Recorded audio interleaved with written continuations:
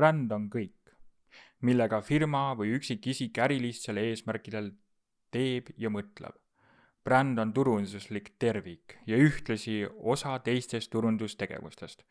Bränd on aeg-ajalt kokku võetav mõttega, et kõik, millest sinu selja taga räägitakse, on bränd, kuigi see räägib ühest osapoolest kliendist. Teisalt on bränd turundussemiootiline vahend, et edastada tähendusi sinust ja räägib seega ka loo tootjast ja või loojast, kes oma tooteid teenuseid müüb. Turundusmärgid.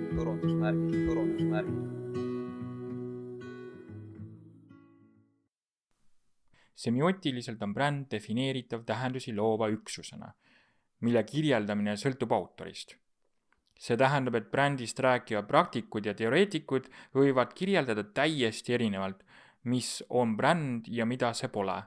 See omakorda tähendab, et semiootika vaatest on brändi mõistmine omamoodi mõtteviis. Peatükis jätkan A. Le Coqi näitel brändist rääkimist, sest toote või toote ettekujutamine on hea viis, kuidas mõtestada sõna bränd.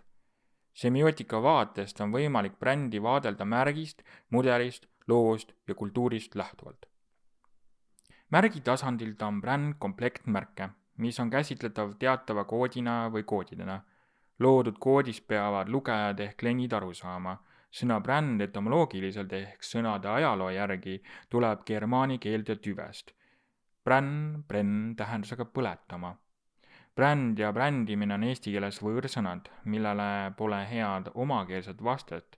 Sealhulgas on rahvusvahelised sõnad bränd, määratlused mitmeti mõistetavad.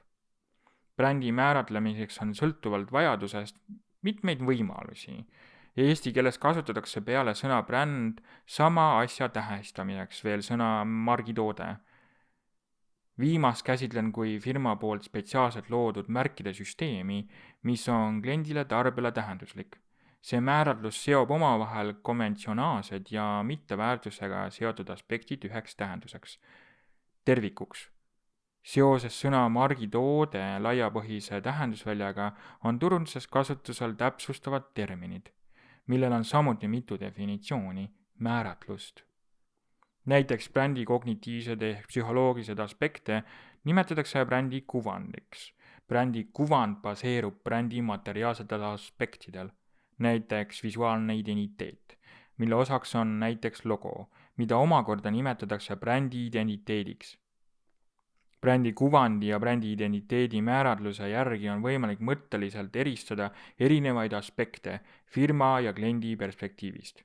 Samas tuleb meeles pidada, et praktikas on brändi kuvand ehk kliendi perspektiiv ja brändi identiteet ehk firma perspektiiv raskesti eristatavad. Põhjus on selles, et brändi kuvand on kõigel, millel on materiaalne väljendus, ning materiaalne väljendus võib olla kõigel, mille suhtes on meil kuvand. Näiteks firma A. Le Coq, mille alla kuuluvad ühtlasi erinevad allbrändi tooted. Ajalooliselt on peetud brändi eesmärgiks olla sümboolne kapital ja brändimine on selle loomise süstemaatika. See tähendab, et bränd on praktilisel tasandil kõik tarbija poolt omistatud kogemuslikud ja tajutud omadused. See omakorda tähendab, et bränd on terviklik kontseptsioon tajutavast ja kogetavast seosest tooteteenusega. Kokkuvõttes on bränd kui komplekt firma poolt loodud materiaalsetest asjadest ja kognitiivselt tajutud aspektidest. Tagasi tulles brändi kui sõna juurde. Bränd on lugu, mis on väga palju abstraktne nähtus. Bränd koosneb brändi identiteedist ja brändi kuvandist. Teisalt on bränd uurimise nähtusena eraldiseisev teema, mille osaks jaotamine on vaid üks viis teemaga tegeleda. Uurimise teeb keeruliseks osade paljusus, sest sõna bränd käitub kui ees- või järelliide erinevate sõnade juures. Näiteks brändi elemendid või persooni bränd. Bränd on lugu, mis on väga palju abstraktne nähtus. Bränd koosneb brändi identiteedist ja brändi kuvandist. Teisalt on brändi uurimise nähtusena eraldiseisev teema, mille osadeks jaotamine on vaid üks viis teemaga tegeleda. Uurimise teeb keeruliseks osade paljusus, sest sõna bränd käitub kui ees- või järelliide erinevate sõnade juures. Näiteks brändi elemendid või persooni bränd. Eesliitena näitab sõna bränd valdkonna kui brändi konkreetset aspekti, näiteks brändi kommunikatsioon. Järelliitena näitab sõna bränd suunda ja kuulumist.